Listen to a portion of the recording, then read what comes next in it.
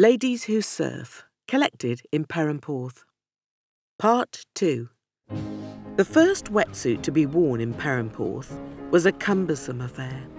It was owned by the young Tom Tremewin in the late 1950s.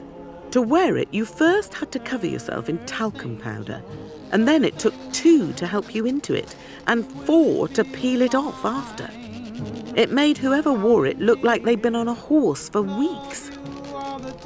The young visitor Barbara was not at first attracted to the youthful, rubberized Tom Tremewin when she first set eyes on him. He looked like an undernourished seal as he waddled into the waves on a coffin lid stolen from his father's workshop. Of course, wetsuits were not considered seemly for women. But the ladies of Perranporth are not like other women. Elizabeth, older and wiser, had not forgotten the humiliation of the see-through costumes, nor the weight of the knitted outfits more suited to sinking than floating. She and the other ladies of Perran could take a wave as good as any man.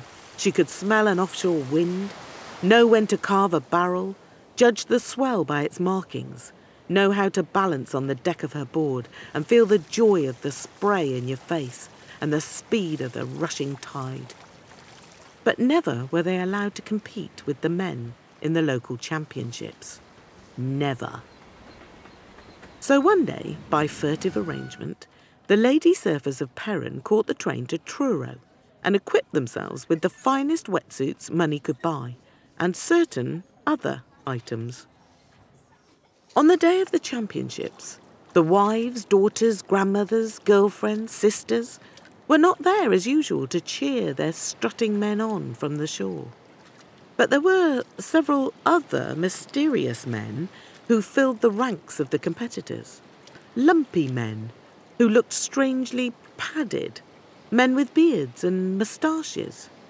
Reg Penberthy from Newquay, Harry Jolliffe, Redruth, Sam Smith from St Agnes, they said, giving their names to the judges.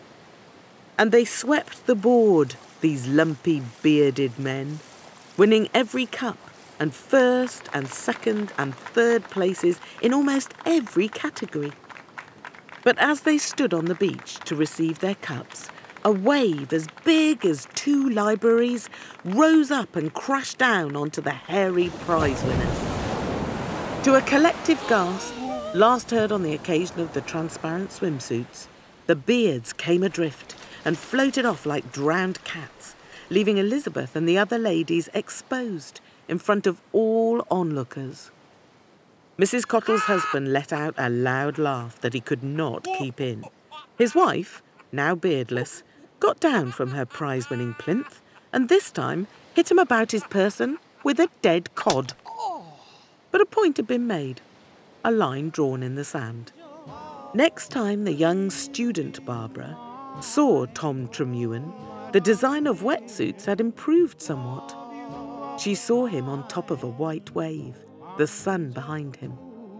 She married him soon after and has her own wetsuit.